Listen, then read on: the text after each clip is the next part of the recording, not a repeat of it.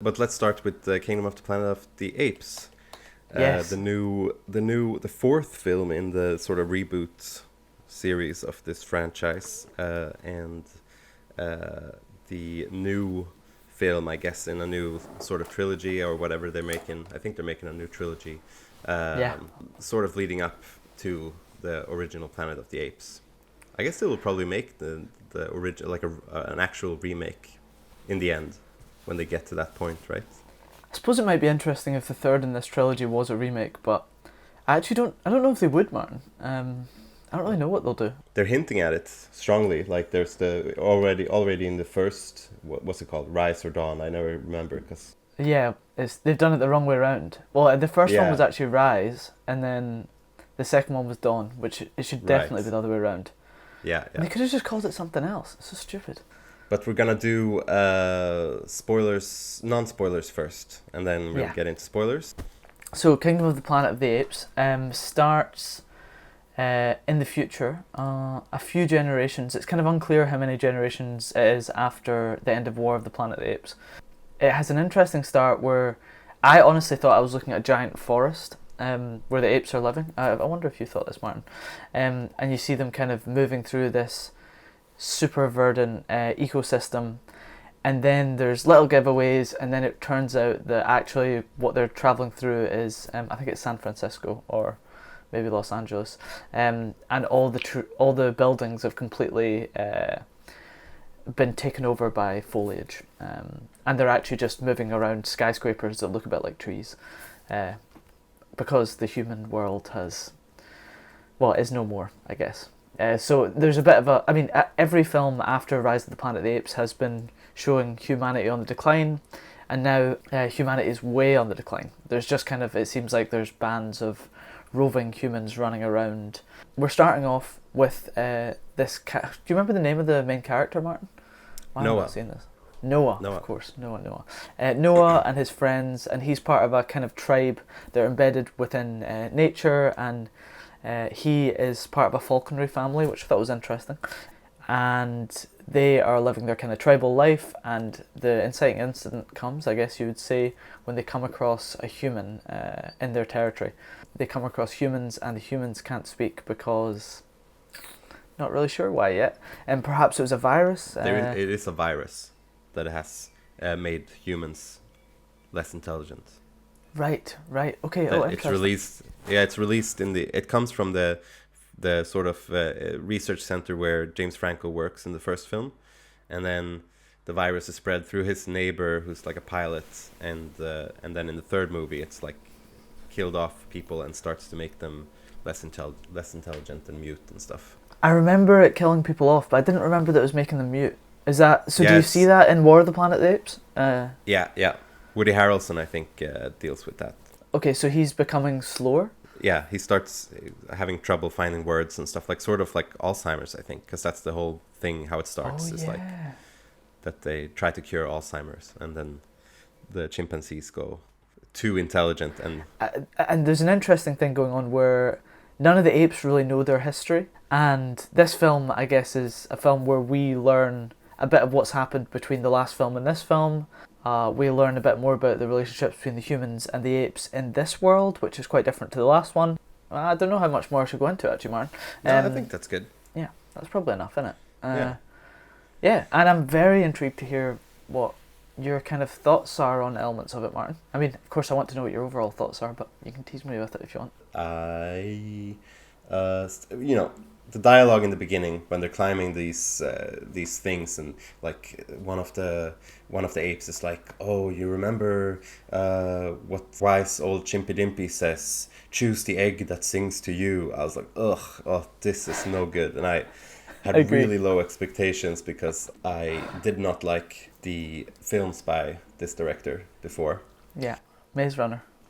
But then gradually I did get pulled into this and the story and the world and the film, and I had a really fun time with this Oh, movie. great. I Oh, thought it great. was really fun. Yeah, good Cool. adventure. Good action adventure. And to some degree, if we're gonna like go into the other trilogy, I liked those movies, and I want to say that I like them more than this, but there is something about how those the other trilogy is more like war sci-fi movies, like sort of apocalypse movies, and there's something in this movie is more of a fantasy adventure almost, because time has passed and it's like almost this new world. It's not set in our world deteriorating. It's like this new world with this history of the ancient humans and all these different factions and sort of a mythologizing of the whole thing, which I really liked, and it made me feel more immersed in a way, and maybe more entertained, while the others were a bit grim maybe, and a bit more, got a bit more bogged down in like the minutia of how a Planet of the Apes would come about, like with the virus and the Alzheimer's, and how did the apes get more intelligent and the humans less, and the humans also die, you know. Then it was something about this film that actually maybe fit the franchise better, even if it was a bit cornier and maybe a bit less classy than the first trilogy. So I think I was more entertained with this and had a better time with it. But maybe it was just how I felt in the day. But yeah, what did you think? No. So quite similar, you know. I agree that the dialogue at the start was corny, but I really enjoyed the kind of nature immersion, these apes living with the falcons and in the woods, and I think I maybe enjoyed the first half a little bit more than you. And I agree, when they start to go off on the journey, they meet this other gay orangutan ape who's very cool. He's got this like is he gay? He starts. What did you say he was gay? Yeah, I think so. Well, he didn't say it, but like I think they allude to it. Like, so he says like, I've been living here with my my partner. Like, I think he said partner, okay. or maybe he just said another. Sorry, ape. I just missed that, so I was surprised when you said a gay orangutan. I was like, yeah, I think he was gay. I don't think that was the most important thing about his character, but okay, yeah. It was fun. It was the first gay. It was the adjective you decided to choose. You chose to yeah, identify him with. Okay, fair. Yeah, because it's the first of the gay apes in the films, you know, and we're 4 into the trilogy. If he was gay, like, I mean, we never got to see any gay ape action, but right. But I mean, I don't think they haven't overly sexualized the apes at any point. Anyway, so we've got. Oh, we can talk about that, but go on. Oh yeah. Oh, I know you don't want to. So the orangutans. Sorry, I have to go in. I have to go into that because Okay, there's go. just quickly side note on the last film, I think, when they're gonna give Caesar a wife.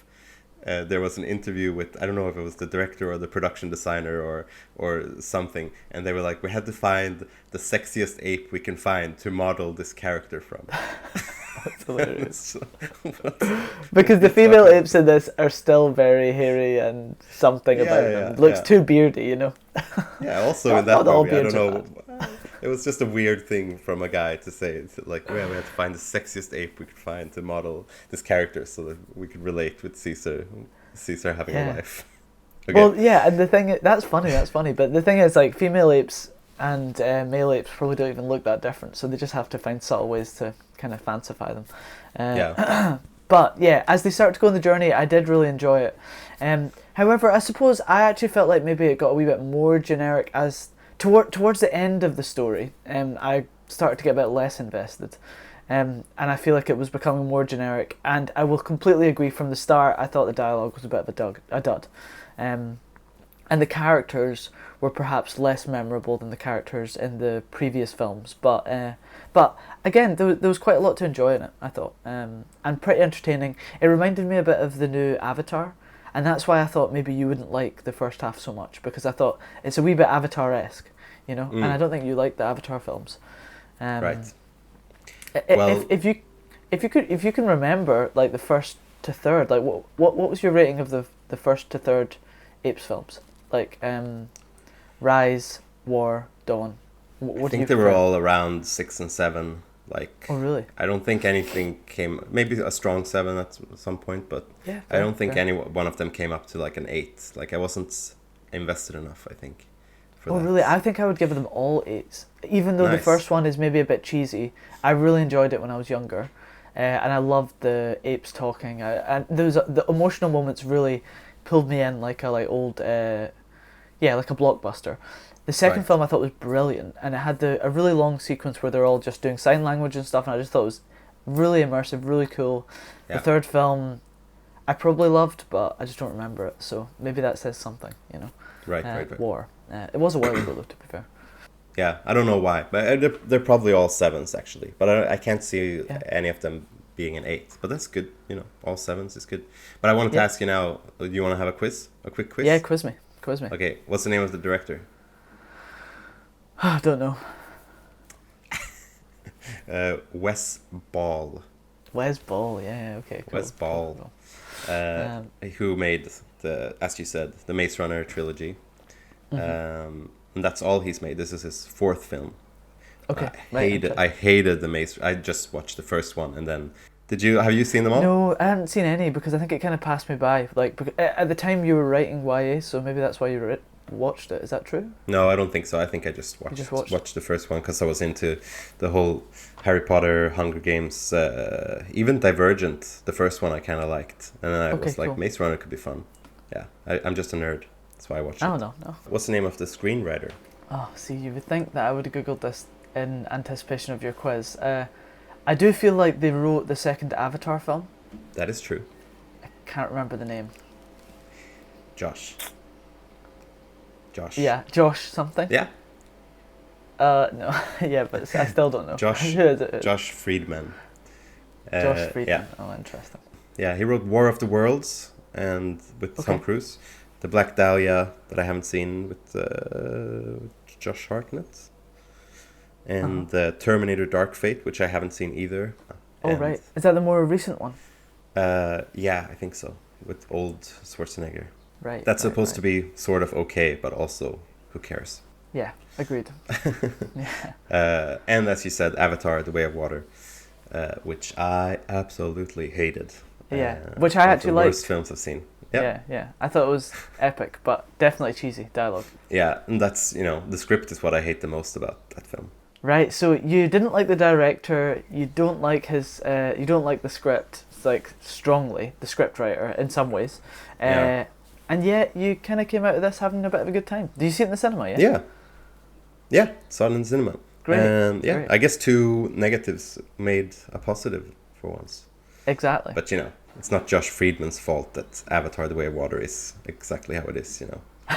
Yeah, exactly. Yeah, it's not Wes Ball's fault that the Maze Runner books are terrible. I hope it goes without saying that we're not being we don't mean to be ad hominem. I mean, we did just say that sucks, but yeah, the film in the end can have like bits that aren't so good, but obviously it's not a diss on the person. I mean, we've all made some things that are a bit trashy, probably. Yeah. Yeah, totally. Totes. Yeah, so it's a journey, and now he's made this film, and you quite like it, So here we are. It's good. Yeah. And what do you make about the thing of the humans running about, like, and perhaps, whereas in Rise of the Planet of the Apes we're searching for ape consciousness, here we're looking for human consciousness. In a way, I enjoyed it, and I enjoyed some of the stuff they did with it, and I found it certainly fairly entertaining and engaging, pretty much just it kept me engaged, if not completely entertained, distracting, I guess. Right. But in a way, I also thought, well, we already saw this in the first film. It's a wee bit cheeky that you're just inverting the roles, perhaps. Mm-hmm. Yeah, I didn't think about that. Yeah, I thought it was. Yeah, I want to talk about that in spoilers too. But the way they sort of had the characters work and contrast each other in different ways, and also reversing some things with that, like especially with one of the human characters, where they went somewhere I wasn't really expecting in a quite complex way for a movie like this. Ah, interesting. I'm not sure you would agree, but we'll see. Oh, well, I mean, I'm interested to hear about it in the spoilers. Yeah. I was a bit confused about when is it set, because it felt like when it started, I felt like they forgot so much about the human world, and it felt like the mythology had been building so much. So I thought it was like centuries. Yeah. And then you see the first human you see, she's like wearing like a tank top and like tattered jeans, and I was like, oh, maybe it's just like 50 years later or something. Yeah, but I how was could really it be 50 confused. years? Because they've forgotten everything, you know? Like, Yeah, exactly. and also No, no, just no. for that amount of foliage to go over the buildings and stuff, like, Yeah, yeah. No, and I have I found actually when I was researching a bit, I found that it has been 300 years. okay, It's cool. the official thing, which Since the makes death of sense on Caesar? that thing. Is that the thing? Is the thing the death of Caesar? Is the Yeah, thing... Okay, interesting. or 300 years since the last movie, I guess.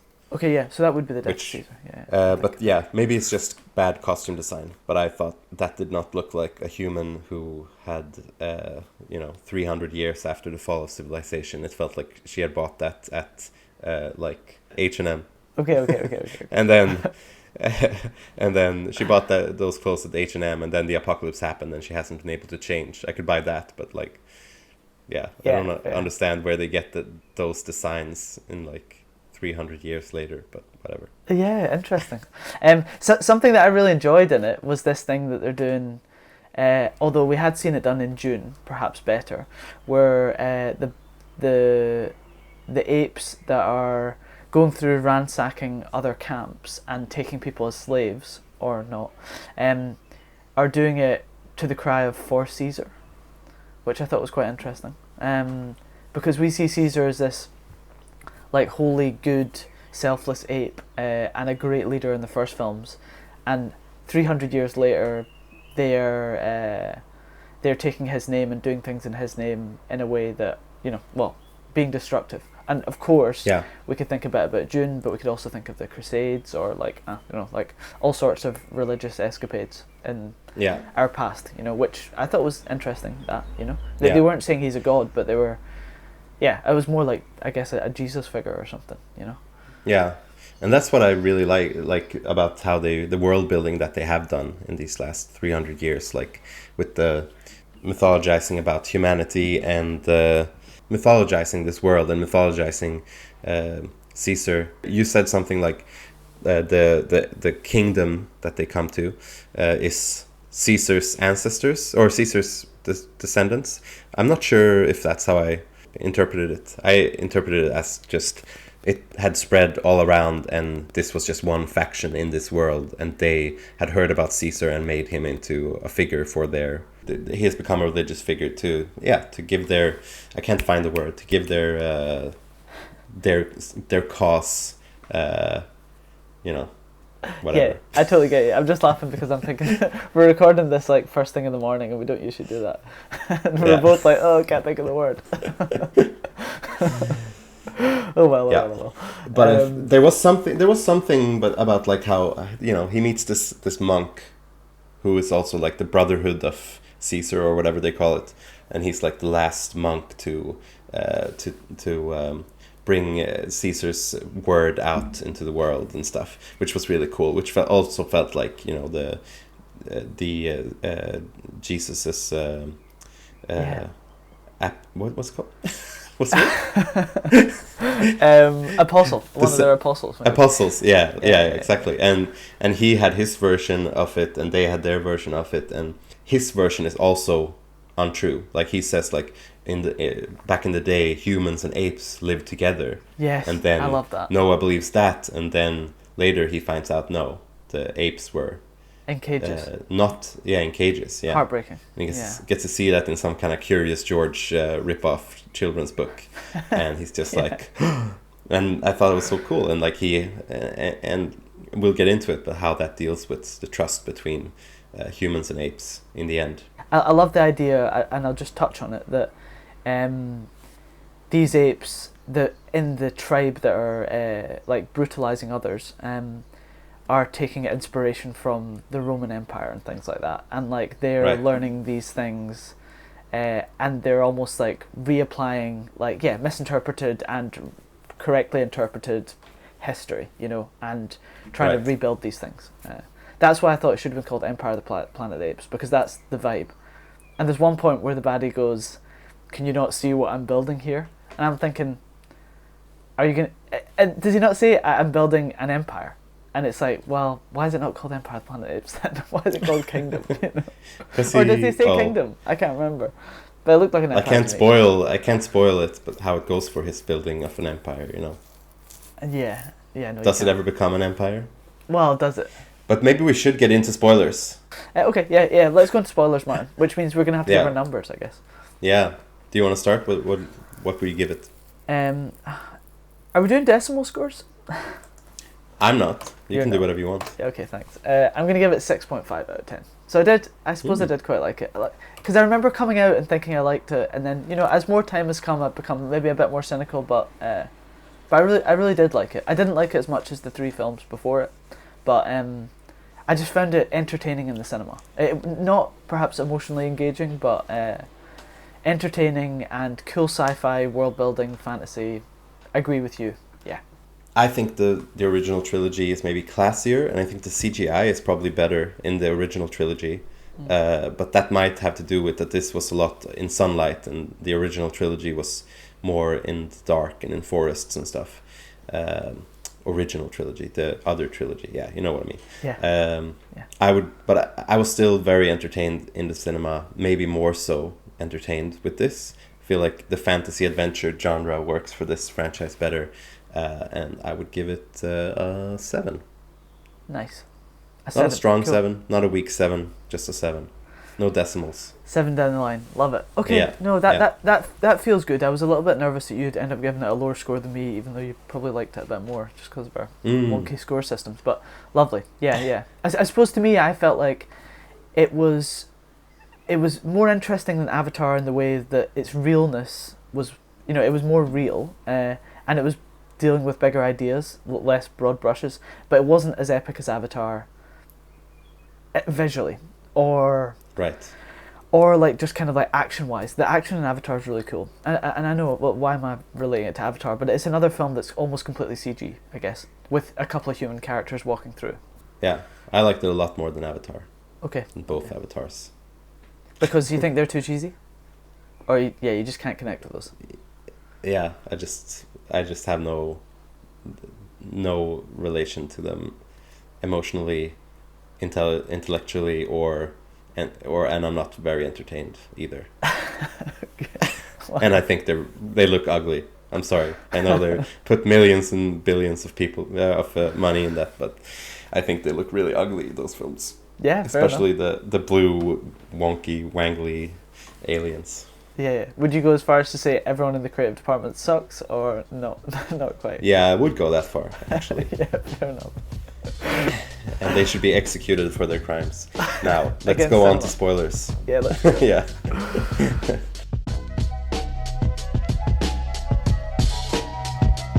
I thought it was a clever, although maybe a tad. We're in spoilers. Spoilers. It was a clever, although maybe like a tad predictable, coming of age journey. Like at the start of the film, he's gonna collect this egg, this eagle or falcon. They call themselves the Eagle Clan, at least. Oh yeah. So and then his egg gets smashed in the beginning, and then the villains attack, and his father dies, and it's sort of like the test of adulthood to get this egg and raise this eagle to become your sidekick, sort of. And his dad's eagle hates him and always claws at him. And then his father dies, and he is sort of to blame for it somehow. He is then, through this journey where he tries to save his people, he is literally haunted by his dad's eagle, who keeps rejecting him, and it's like his own internalized inferiority of like standing in the father's shadow that he can never reach up to. Yeah. And then, in the end, he wins the eagle's respect and becomes the new leader of the people. And the eagle comes down and like, okay, I accept you now, which maybe happened a bit randomly just when the movie wanted it to, but I thought it was, I mean, it's very classic, like coming of age, becoming the leader story, but I thought it was, a clever and fun way to do it with the eagle, and you knew that it was going to accept him in the end, and that was going to be the thing. It was still, I liked it. Yeah, totally fair. I suppose, yeah, I didn't mind it. I just felt like, it starts off with him getting the egg, and like we're constantly reminded of it throughout, and it was just a bit obvious to me, a wee bit, and then the eagle comes at the end to save him from the baddie, who is Proximus, who we should probably talk about as well. And I thought that like that killing of the baddie I found a wee bit unsatisfying, but we'll get to that. Proximus was interesting. He's in the... I don't know if you've seen the trailers, but he's in the trailers a lot. In fact, he is the main character on the poster as well. Right. Because he's more Proximus charismatic. Caesar. Proximus Caesar, yeah. And I did think he was good. They didn't use him as much as they were implying they would, perhaps, but that's fine. I know they got to show specific bits in the marketing and stuff. Just an interesting, horrible character, I thought. Right. Yeah, a good baddie. Much more memorable baddie than they gave us a memorable goodie, I'd say. Apart from the gay orangutan monk. Right. You know. And perhaps the human. The human was pretty good. So the whole time Mårten was talking earlier about this woman with human clothes, they kind of team up with a human who doesn't speak, to start with anyway. And I thought she was good. She was holding her own in like a cast of people with funny like blue dots on them and stuff. So yeah. I thought they did something quite interesting with her, except for the tattered jeans and the tank top from H&M. But we find out that she can speak and that she's an intelligent human being, not like the other humans that we meet in the story for most of it. Mm-hmm. And she is, and they become friends and they're working together, and there is this sort of trust question between them. Can they trust each other? And you feel like, okay, this is coming to a very predictable point where, you know, they're going to learn to trust each other and humans and apes can live together. And then she just fucking blows up a bomb and kills a bunch of innocent apes and like, because her priority is the survival of mankind and she's on a mission and she doesn't like the apes coming into power, even if she likes some of them, like Noah. She's just like, she's standing at this crossroads where she's like, okay, I can either like help Noah, but then the bad guys, the bad apes might get a hold of these tanks and weapons and stuff, or I can just blow this thing up and kill a bunch of apes and escape. And she just does it, like not even thinking so much about it. And I was like, the interesting part of that is that while Noah is the main character that you relate to and he's on his journey, May is like the audience surrogate where you feel like you would act that way. Like no matter how kind and intelligent the apes are, like at where I am now in reality, I'd probably blow up a bunch of them to save the human race, you know? Yeah. Because also she's trying to stop them from getting bad weapons. Or bad weapons, I mean, a bit too simplistic, but that's like where all the weapons are kept, you know? Yeah, you're right, actually, that is interesting. That was cool. And then you still feel, but the other part of it is that, like, if you're being pragmatic or cynical about it, it is also like, well, there's no difference now between the humans and the apes, so why is that more? But you still feel like that is relatable that she does that, but still you're like, but actually in this world there's no difference between human and apes, and humans they've built all these tanks and humans are terrible. Why would it be better for humans to survive than the apes, really? But what she's doing, I think, that maybe does let her off a bit, is she's just stopping people getting access to the weapons, you know? Humans and apes, to be fair. Because she said, we had these weapons, they were terrible, let's stop this, you know? I kind of felt, but maybe that I'm giving her maybe I'm being too pro-human and giving her too much credit. Because I did find it the way they show her slowly revealing herself to be bad was quite interesting as well. Remember she strangles William H. Macy, who we haven't talked about, who's this kind of like court jester character who's teaching the apes and decided to just go along with them, otherwise you're going to die. And he's an interesting character because he's goofy and they give him these terrible goofy teeth, but he's also just had to do what he can to survive, so he does have a real dark edge. And at one point he notices that she's betraying them and he says something like, oh man, they're going to rip you apart. And then he goes away and she strangles him to death. And it's interesting because our young ape main characters are watching this, and suddenly you see them, and I remember thinking, oh man, that's a bit full on, and then you see their reaction and they think, oh, that was weird, she totally murdered that guy. And that's brilliant, because then it sets up this thing going forward of how trustworthy is she. But I did have a problem with the fact that she then goes away at the end. Help me understand this, Mårten, because I'm a bit confused actually, and maybe it's just me being a bit of an idiot. Is she trying to get in touch with other humans around the world, or is she trying to get in touch with the people on the space station? Because she goes into this underground bunker and she's reaching out to the stratosphere, but also maybe to the Earth. And if she's trying to reach the space station, I just don't care about that anymore. I mean, like, come on, like we're trying to tell our own story. I find that a wee bit of an annoying segue into future films. But is she not? Is she just trying to put a message out there to all humans? What's going on? I don't know. I didn't think about space station. I was thinking that they were trying to connect civilization again, and they needed this thing to communicate with other human stations or something. That's interesting. Kind of. They can't travel outside of the station because the virus will kill most of them probably, or make them stupid. Right. And she can because she's immune, I guess, or some people seem to be immune, and so she's doing this mission, but she can't go in because she might contaminate them, so she's just traveling alone.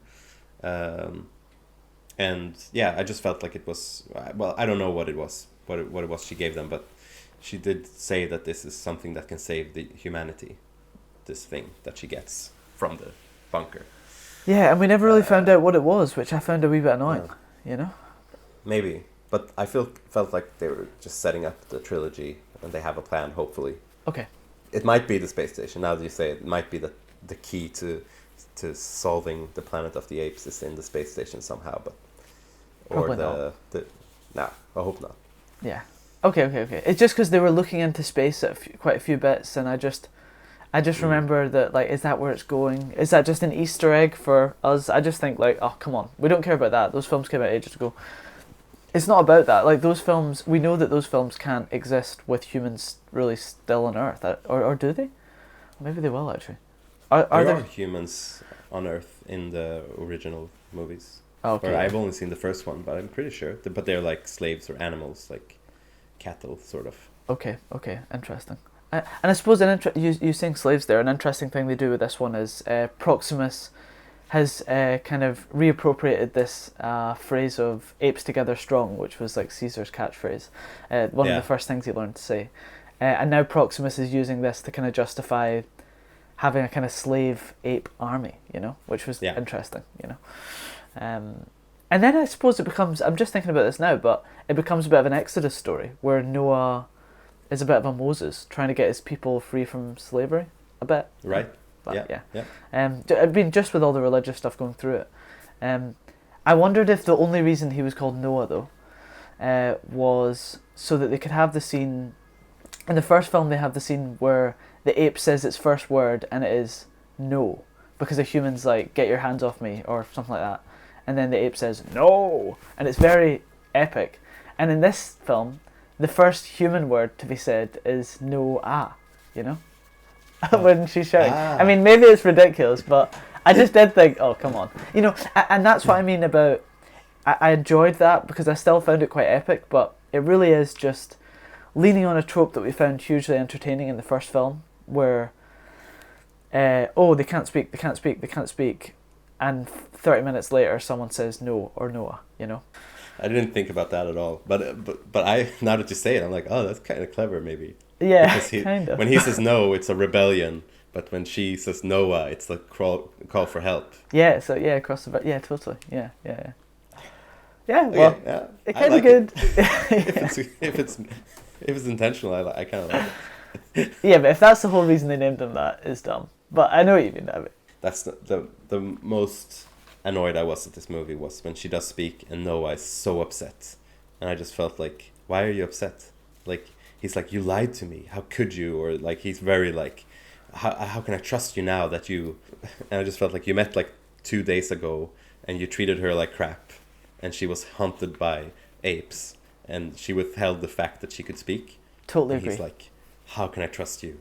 Like, when you could withhold that important piece of information for a whole day or whatever. Yeah, it was silly. Totally agree. It's trying to rush, I guess, like a relationship between them and setting up this trust between them in a way. But they should have come up with something stronger there, maybe.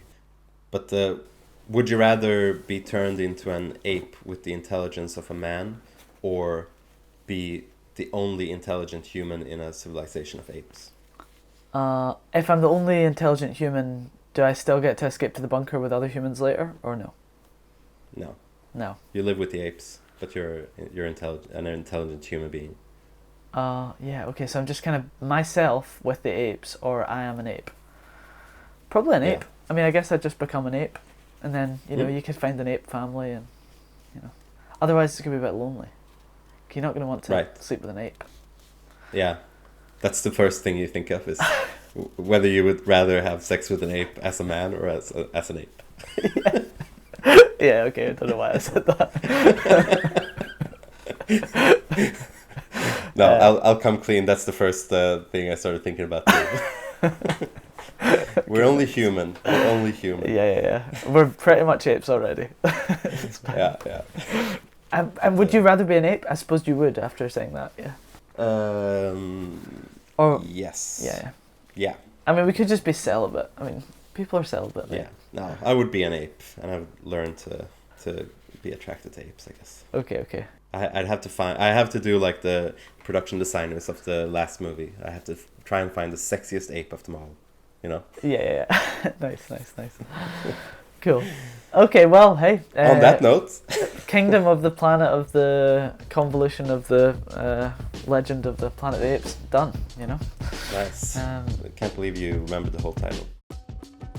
Hey, I'm Josh the Scot. And I'm Mårten the Swede, and this is an excerpt from our film review podcast called The Scot. And the Swede, where every episode we review a new film and an old film, somewhat related, and then do another shorter recommend of a Scottish film. And a Swedish film. So yeah, if you want to listen to the whole episodes, you can find us on Spotify and Apple Podcasts and any podcast streamer of your choice.